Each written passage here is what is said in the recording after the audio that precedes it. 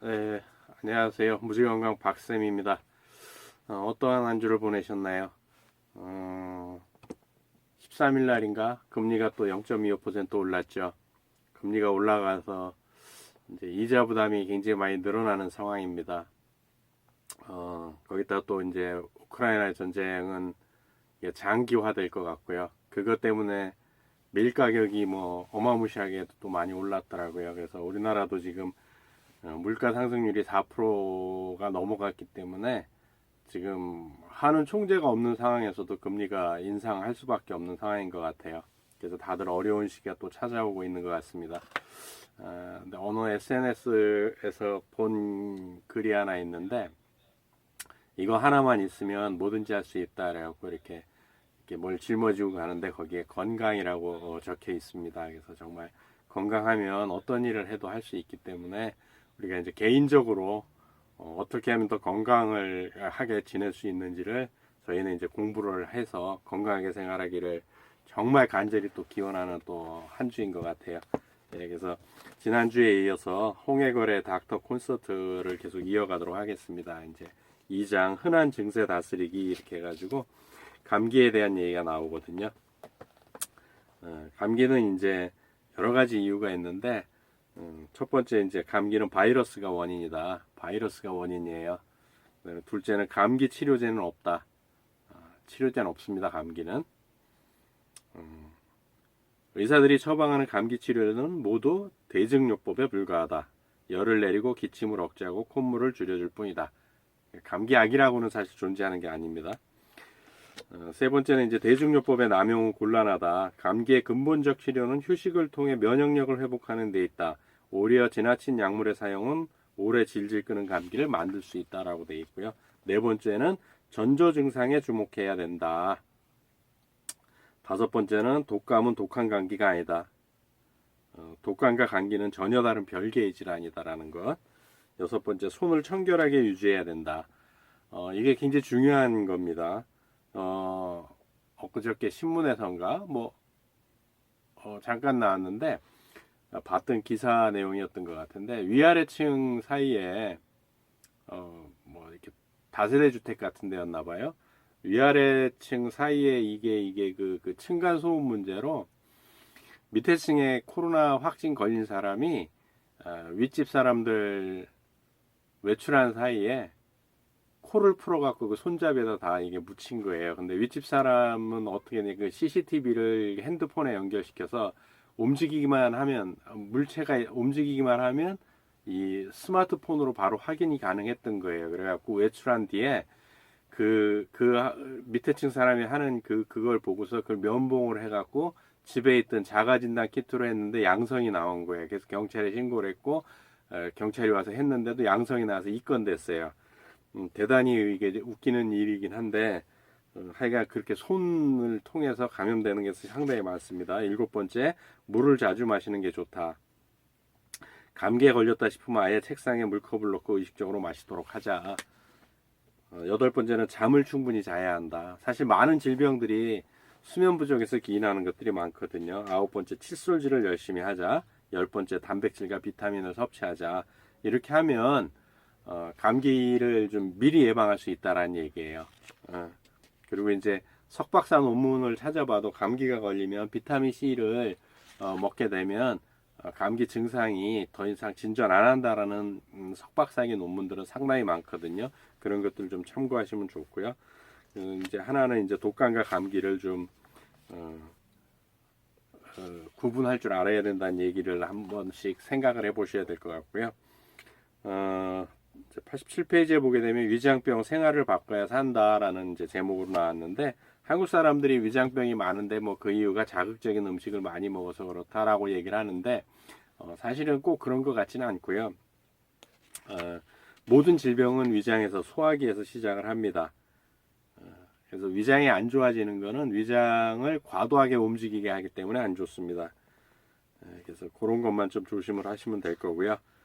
그러니까 위장을 좋게 하는 거에서 이렇게 몇 가지가 나왔는데 그 중에 하나가 뭐냐면 위장을 좋게 하려면 걷는 게 보약이랍니다. 홍해걸 기자의 얘기니까 어쨌든 간에 걷기 운동은 30세 이상에서 굉장히 좋은 거고요.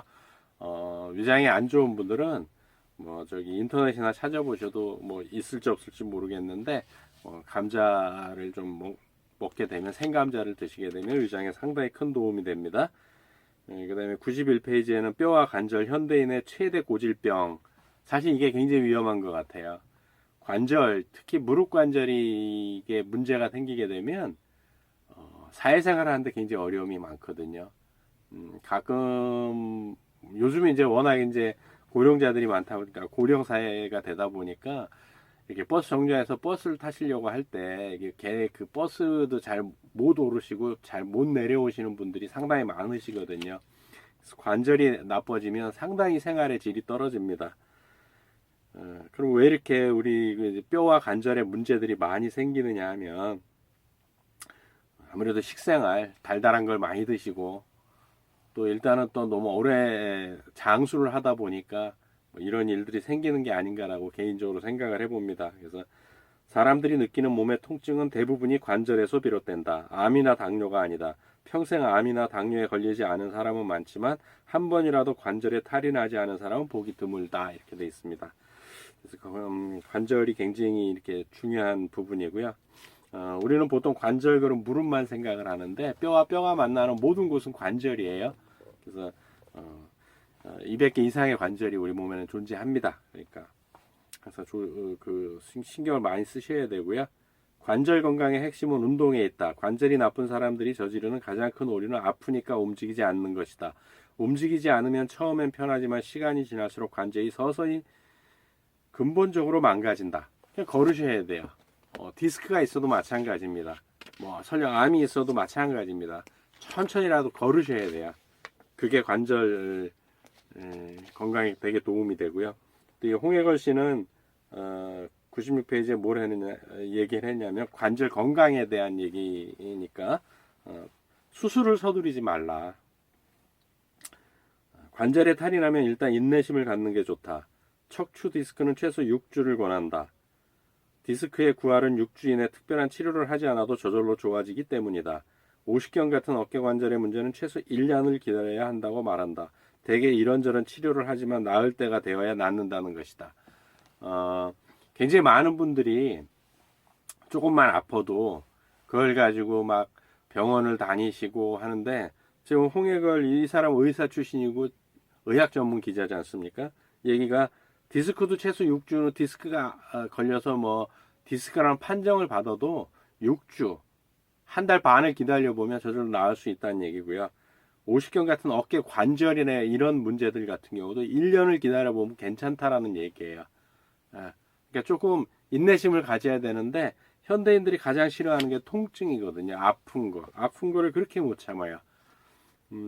어쨌든 간 몸은 자연 치유를 하게 돼 있기 때문에 그렇다고 뭐 전혀 병원을 가지 말라는 뜻은 아니고 어쨌든 간 홍해걸 씨도 기다려보라는 얘기를 하네요. 98페이지에 어느 경우든 신체적 경제적 부담을 담보로 하는 수술은 최후의 수단이며 인체가 스스로 치유할 수 있는 기회를 한 번은 줘야 한다는 것이다. 시간이 지나면 급성기를 거쳐 증세가 조금씩 좋아진다는 믿음, 가능하면 약물과 재활, 시술 등 간단하면서 부담이 적은 방법 위주로 치료받아야 한다는 사실, 어떤 경우에도 수술 자체가 긁어부스럼이 될 수 있다는 사실을 기억해야 한다. 그런 의미에서 다짜고짜 당장 수술해야 한다며 환자를 겁주는 의사는 나쁜 의사다. 그러나 안타깝게도 진료 현장에서는 이런 의사들이 제법 목격된다. 네. 의학 전문 기자가 뭐 취재하다가 많이 본 사례들을 적어 놓은 거겠죠. 특히 요즘은 코로나 때문에 병원들이 정상적으로 영업이라기보다는 그러니까 운영을 할 수 없어서 굉장히 수술을 많이 권한다라는 얘기를 들었습니다. 100페이지에 보게 되면 의사는 병원을 찾는 환자들에게 불필요한 검사를 받도록 강요해서는 안 된다. 환자의 증상을 듣고 진료실에서 진찰하는 것이 기본이 되어야 한다. 이 과정에서 꼭 필요한 환자만 선별적으로 CT나 MRI 검사를 하는 게 옳다. 어떤 병원은 2가지 검사를 동시에 시행하거나 2-3번씩 촬영하도록 유도하기도 한다. 다른 병원에서의 과거 촬영 결과가 있음에도 자신의 병원에서 새로 찍도록 한다. 저마다 이유야 있겠지만 이러한 검사의 남발이 환자 입장에서 최선의 선택이라고 누가 선뜻 답변할 수 있겠는가? 생각을 해보셔야 된다는 겁니다. 그래서 이제 관절염에는 퇴행성 관절염과 류마티스 관절염이 있다라는 얘기, 등과 허리 통증 이런 것들은 아까 말씀드렸듯이 좀 기다려 보시면 돼요. 사실은 정확히 제가 공부했던 걸로는 2주를 안 넘어가거든요. 열흘을 안 넘어가요. 사실은. 그러면 허리는 요통 같은 경우는 그냥 앉게 되어 있습니다. 우리 몸이. 104페이지에 역설적이지만 몸이 편할수록 척추는 고생하는 법이다. 불편하더라 하도 척추에는 다소 딱딱한 바닥과 의자가 좋다.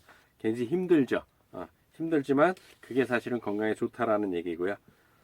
또 뭐 디스크에 대한 오해와 진실이라고 있는데, 디스크는 사실은 뭐 디스크가 이렇게 터져 나와서 뭐 요통이 생긴다라는 건 아니라고 보는 거죠. 그래서 제가 군대 시절에 이렇게 잘못 맞아가지고 디스크가 터졌다고 해가지고 밖에 나와서 검사를 했을 때 디스크라고 수술을 하자고 했습니다. 근데 지금은 디스크가 터졌다고 해도 수술을 권하지 않죠. 시술이라는 걸 하죠. 또 1, 20년 뒤에는 시술조차도 안 하게 될지도 모른다라는 얘기예요. 점점 발달되면 의학이, 과학이, 그리고 지식이 더 발달되면 또 그럴 수 있다라는 거죠. 척추관 협착증 같은 경우도, 척추관 협착증이란 유전적으로 좁은 척추관을 타고났거나 나이가 들어 퇴행성으로 척추관이 좁아져 신경을 누르면서 생기는 병이다.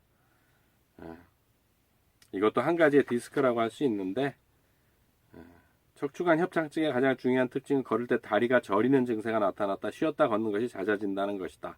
이런 것도 천천히, 수술도 너무 급하게 생각하지 말라는 얘기고요. 목 디스크 같은 경우도 마찬가지고요. 어깨 질환은 아까도 얘기를 했으니까 뭐 한 1년 정도 계속 지켜보시고, 정 불편하시면 뭐 어쩔 수 없겠지만 뭐 그렇다라는 것. 그 다음에 이제 골다공증 얘기도 나옵니다.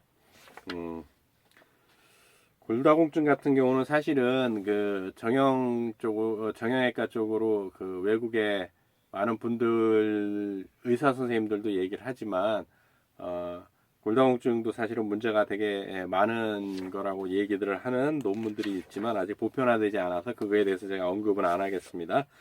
또 이제 두통이나 통증, 두통에 대한 건데,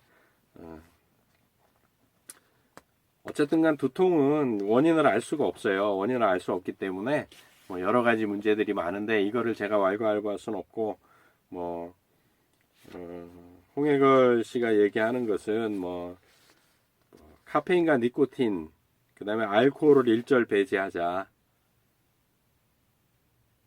그 정도로만 뭐 언급을 하고, 사실 이제 두통이 일어나는 가장 큰 이유 중에 하나가 제가 제 개인적인 그 경험으로는 수분 부족이라고 생각을 합니다. 수분 부족이기 때문에 물을 좀 많이 챙겨 드시면 그런 케이스가 되게 많거든요. 두통으로 굉장히 고생을 많이 했는데 충분한 수분을 챙겨 먹은 뒤에 두통이 사라져서 오늘날까지 두통이 없는 분들도 알고 있거든요.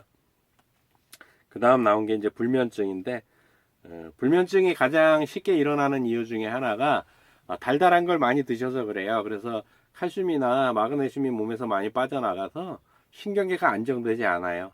또 현대인들은 스마트폰이나 이런 것들 너무 많이 보고요. 그런 것들 때문에 취침 시간을, 사실 깊이 자야 할 시간들을 많이 뺏기고 있죠. 또 인공 조명들,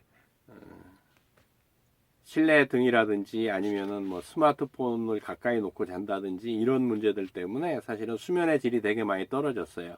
수면의 질이 많이 떨어지기 때문에 그 수면의 질이 떨어지는 이유가, 불면이 오는 이유들이 여러 가지가 있지만, 그런 이제 인공 조명, 그 다음에 이제 스트레스 이런 것들을 얘기를 해요. 그 다음에 술과 담배, 커피, 특히 커피도 되게 좀 하나의 요인으로 차지를 하는데, 한국 사람들이 커피를 너무 많이 마셔요. 커피는 하루에 한 잔 내지 최대한 허용돼도 2잔, 그 이상 드시면 안 되는데, 사실은 그 자판기 커피라고 해야 되나요? 그런 믹스 커피 종류들을 많이 드시는 분들은 하루에 뭐 8잔, 10잔까지 드시는 분들도 계시더라고요. 그런 것들은 되게 별로 바람직하지 않은 생활 습관 중에 하나고요. 그것이 또 수면의 질을 굉장히 많이 떨어뜨리거든요. 그리고 뭐 좀 불면증이 있다 한다면 그 다음에 이제 불면증이 있는 분들을 보게 되면은 대부분 햇빛을 잘 안 쐬요. 햇빛을 쐬야 사실은 밤에 해가 떨어지게 되면 멜라토닌이 생성돼서 이렇게 졸립다라는 수면 욕구를 느끼는데 그러한 부분들이 많이 좀 부족하죠, 사실상. 네, 그래서 좀 신경을 쓰셔야 되고요. 또 우울증, 136페이지에 우울증에 대해서 언급이 됐는데 우울증은 사실은 우울해지기 때문에 밖을 안 나가는데 밖을 안 나가기 때문에 더더욱 우울증에 빠지는 아주 그런 악순환을 일으키는 질병 중에 하나입니다. 일단 우울증에 걸리면 무기력증에 빠지기 때문에 움직이길 싫어하지만 사실은 산이 됐든 아니면 꽃이 됐든 하여간 혼자라도 나가셔야 됩니다. 그렇게 되면 우울증은 사실 사라지거든요. 근데 그게 이제 우리나라 시인 중에 한 분인데 굉장히 그 우울증에 빠졌는데 등산을 하고서 털어내고 뭐 털어내지 못했지만 싫었지만 등산을 하고 등산을 하는 과정 중에서 우울증이 사라지는 경험을 하신 분도 계세요. 그래서 좀 햇빛을 많이 쐬시는 게 상당히 중요합니다. 모든 생명체는 태양 에너지를 먹고 살거든요. 그래서 또 변비와 치질 얘기가 나왔는데 변비와 치질이 생기는 가장 큰 이유 중에 하나가 뭐냐면 식이섬유가 부족해서 그래요. 물론 이제 그게 100%는 아니지만 현대인들이 먹는 식습관을 보게 되면 식이섬유가 너무 많이 부족합니다. 사실은 나는 채소 많이 먹는데 라고 하실지 모르지만 저희 어릴 때 먹던 배추나 콩나물, 시금치, 영양소도 줄었지만 식이섬유도 굉장히 많이 줄었습니다. 그래서 조금 더 일부러 좀 챙겨 드셔야 되는 부분도 있고요. 144페이지에 뭐라고 되어 있냐면 변이를 느끼면 일부러 참지 말고 바로 용변하는 습관을 지녀야 한다. 근데 앉았는데 안 나오면 계속 앉아있지 마세요. 제발 털고 일어나세요.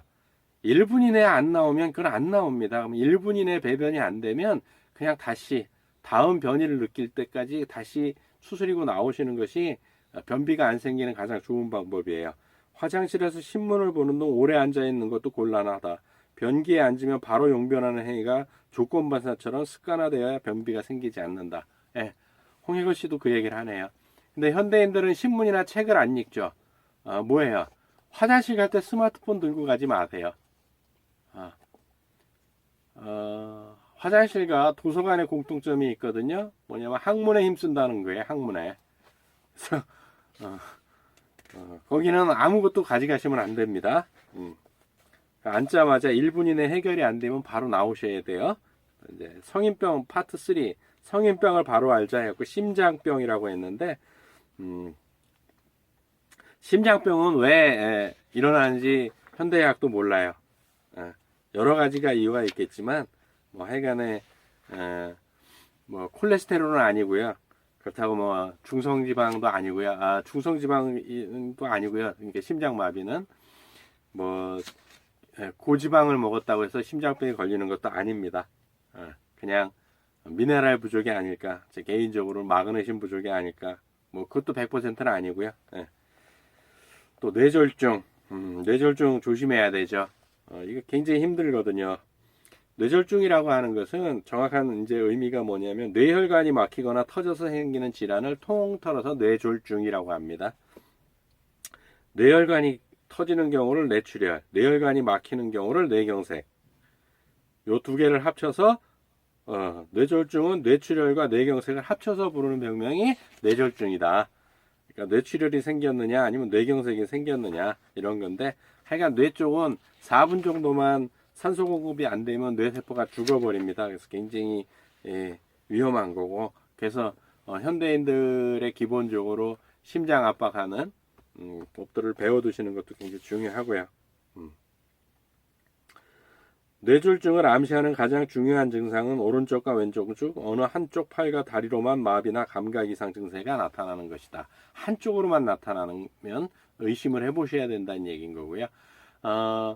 뇌출혈이나 뇌경색이나 전부 뇌혈관 쪽에 막혀서 그런 거거든요. 그러니까 이제 뭐 진코 계열이나 오메가3 지방산이나 이런 걸 하셔서 또 가장 기본적으로 물을 많이 드셔야 되겠죠. 물을 충분히 드셔서 자꾸 순환을 시켜주는 것. 또 나이를 먹게 되고 나이를 먹으면 대사작용이 조금씩 줄어드니까 어떻게 해야 돼요? 탄수화물을 섭취를 좀 줄이는 방향으로 식습관을 바꾸셔야 되고요. 당뇨, 당뇨, 병보다 더 무서운 합병증의 위험. 사실 당뇨 자체가 그런 무서운 건 아니죠. 당뇨는 그 합병증인데 특히 이제 저 개인적으로는 합병증 중에서 제일 무서운 게 실명이 아닌가라고 생각을 해요. 사실 발가락을 잘라내든 발목을 잘라내든 뭐 그거야 뭐 의수를 달든 의족을 달면 되지만 몇십 년, 뭐 60년, 70년 세상을 보다가 실명으로 인해서 당뇨성 실명으로 인해서 세상을 못 본다고 한다면 이거 굉장히 좀 심각한 문제가 아닌가라고 생각을 해봅니다. 근데 요즘은 이제 의사 선생님들도 당뇨라고 이제 친구를 며칠 전에 만났는데 그 친구는 당뇨가 있어요. 당뇨가 있는데 의사 선생님도 그런데요. 특별히 이렇게 당뇨식을 뭐 권하지는 않는답니다. 예전처럼. 그러니까 당뇨식을 뭐 해서 뭐 막 그렇게는 안 하는데 운동은 꾸준히 하라는 얘기를 한답니다. 그래서 결국은 우리가 안 먹어야 될 걸 많이 먹고 먹어야 될 걸 안 먹어서 생기는 것들이 현대인들이 갖고 있는 고질적인 질병이 아닌가라는 생각을 해봅니다. 그래서 성인병이라는 단어가 아니고 생활습관병이 돼버린 뭐 당뇨라든지 혈압이라든지 뭐 사실 혈압은 큰 문제는 아닌 것 같고요. 그러니까 뭐 그런 질병들 성인병이라고 얘기했던 것들이 우리가 생활습관과 먹거리 때문에 문제가 아닌가라는 생각을 해보고요. 고혈압, 침묵의 살인자라고 하는데 고혈압 같은 경우도 좀 조심은 하셔야 되긴 하지만 두 가지 혈압과 콜레스테롤은 나이가 먹을수록 따라 올라가져야 더 3년에서 5년을 더 건강하게 산다라는 것은 지금 데이터로 많이 나와 있습니다. 그래서 뭐 자기 몸에 맞게 혈압을 조정하시는 거고 콜레스테롤 같은 경우도 좀 전에 말씀드렸으니까 그다음에 전에 이제 콜레스테롤 수치에 속지 말자라는 책을 5번에 의해서 풀어줬으니까 그냥 넘어가는 걸로 하는 거고요. 또 뭐 혈관 건강을 위한 뭐 7가지 지표 뭐 하는데 뭐 글쎄요 뭐 첫 번째는 혈압이고 두 번째는 맥압이고 세 번째는 혈당이고 네 번째는 콜레스테롤 수치고 허리둘레고 맥박이고 뭐 체지방 분포 비율이다라고 하는데 그냥 뭐 그 정도만 아시면 될 거고요. 뭐 이런 기준은 사람마다 달라야 된다고 저는 개인적으로 생각을 합니다. 파트 4는 뭐냐면 한국인의 최대 사망 원인 암에 대해서 이제 쭉 나왔어요. 그래서 암이란 무엇인가? 그래서 죽어야 하는 세포가 죽지 않고 반란을 일으킨 거라고 얘기를 하죠. 근데 어쨌든 간에 197페이지에 홍익걸 씨는 뭐라고 적어놨냐면 여러분이 알고 있는 항체로는 암세포를 죽일 수 없다라고 해놨어요. 그 NK세포가 죽이는 거예요. NK세포가 죽이는데 어쨌든 간에 사람들이 암에 대해 갖는 두 가지 오해가 있다. 첫 번째는 암은 무서운 병이지만 설마 내가 암에 걸릴까라는 생각이다. 둘째는 암은 불치병이라는 생각이다. 이게 잘못된 생각이라는 거예요. 정말 그래요. 암은 누가 걸릴까요? 모든 사람이 걸립니다. 나이 먹으면 생기는 병이 암이에요. 그리고 암은 불치병이 아닙니다. 너무 두려워하지 마시고 TV나 매스컴들에서 암은 암 이꼬르 사망 자꾸 이렇게 하니까 암 그러면 다 죽는다라고 생각을 하는데 꼭 그렇지만도 않습니다. 예. 뭐 이거는 뭐 제가 언급할 부분은 아닌 것 같고 뭐 암 환자를 위한 조언 그래서 이렇게 해놨는데 첫째는 생을 간주하는 태도를 지녀줄 것을 당부하고 싶다. 그러니까 뭐 검사나 통계 수치 이런 거에 일희일비하지 말라 이런 얘기고요. 둘째는 잘 먹어야 된다. 예. 잘 드셔야 됩니다. 암 환자는 잘 드시면 개선될 확률이 상당히 높습니다. 그렇다고 암세포가 좋아하는 것들을 막 드시면 안 되고요. 단백질 같은 경우도 용류 같은 경우도 전체 생활에 먹는 거에 7% 이하로 낮추셔야 되고요.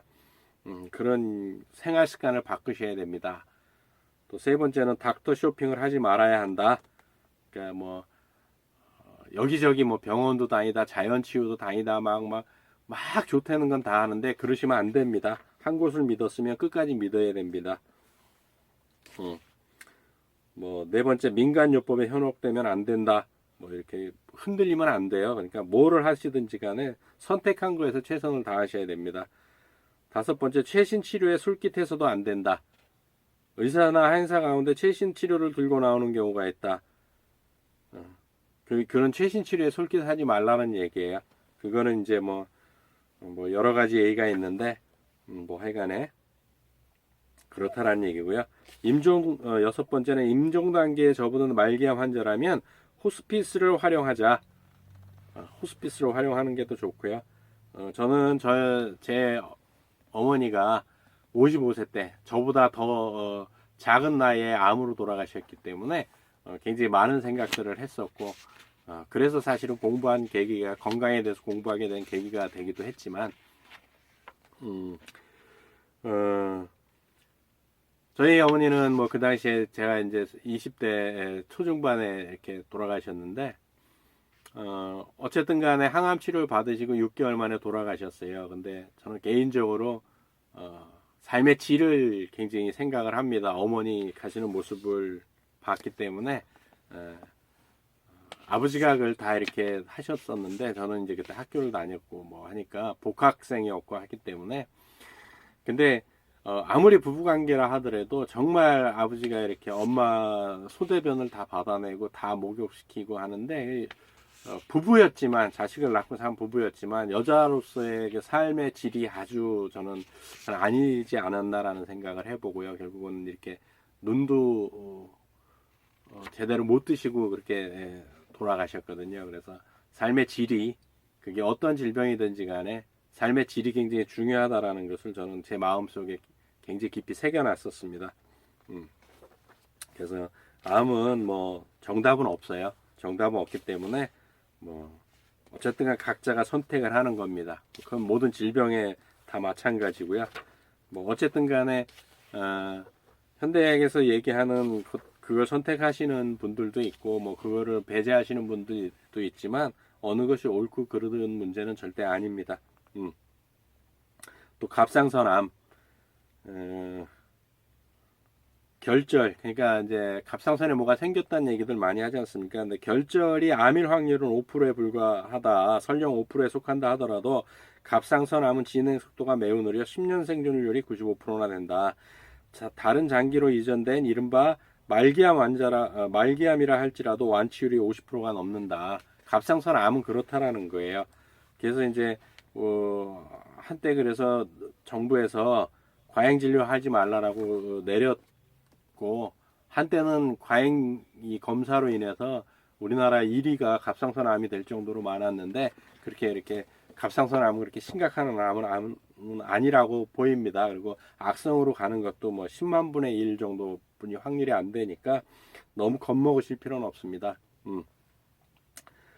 또 이제 그 233페이지에 보게 되면 위축성 위염이라는 게 있는데, 위점막의 위축으로 위벽이 하얗게 얇아지고 소화액 분비가 줄어 소화가 잘 안 되는 질환이다.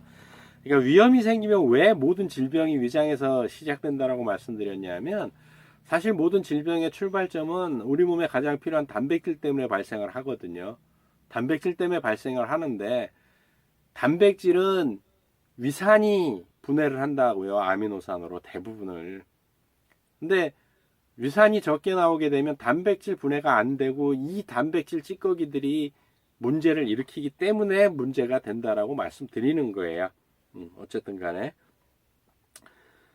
또 장상피화성이라고 이런 판정을 받는 분들도 많은데, 위축성 위염이 악화되면서 정상적인 위장 점막 대신 비정상적으로 대장 점막이 생기는 현상을 장상피화성이라고 한답니다. 이런 건 좀 그냥 상식적으로 알아두시면 되는 거고, 또 뭐 폐암 얘기가 나오는데, 폐암은 진짜 심각합니다. 이거는 뭐 여러 가지 오염 문제 때문이라고 저는 생각을 하고, 뭐 이제 담배도 그렇고, 이제 유방암 여성을 2번 죽이는 암이라고 하는데, 유방암도 사실은 육류 섭취가 늘어나면서 늘어난 거고요. 자궁경부암과 뭐 백신 뭐 얘기가 또 나옵니다. 근데 이것도 뭐 암 얘기고 하니까 나중에 뭐 그 이쪽을 뭐 할 수 있으면 할지 안 할지 모르겠지만 그 나중에 생각을 해보도록 하시고요.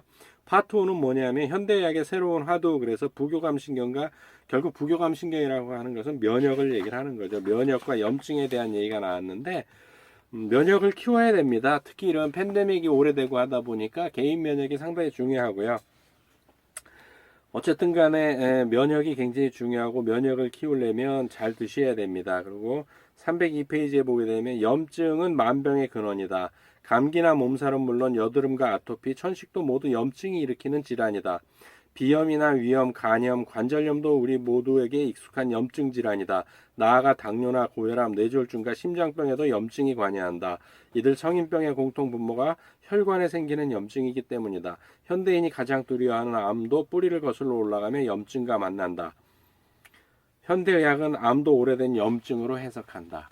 네, 모든 게 염증에서 출발합니다. 감기부터 암까지 공통점 하나를 꽂아라 그러면은 염증이란 얘기예요. 그럼 우리 뭐 염증만 없다고 한다면 병이 안 생긴다라는 의미가 아니고 그렇게 심각한 질병은 안 생길 수 있다라는 것을 다시 한번 강조드리고 싶습니다. 그러니까 염증을 없애는 건 염증은 왜 생기느냐? 순환이 안 되고 고여있기 때문에 그렇습니다. 그게 피가 될 수도 있고 그게 임파가 될 수도 있고 그게 우리 생각하는 사고일 수도 있어요. 그래서 자꾸 순환시키기 위해서는 머리도 말랑말랑 해야 되고요.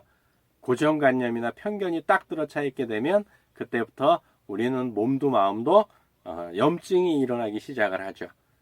그러니까 또 한 주 물 잘 챙겨 드시고 머리도 말랑말랑하게 만들어서 염증 안 생기는 또 한 주가 되도록 우리 모두 건강히 생활을 했으면 좋겠습니다. 수고하셨습니다. 다음 주에 뵙도록 하겠습니다.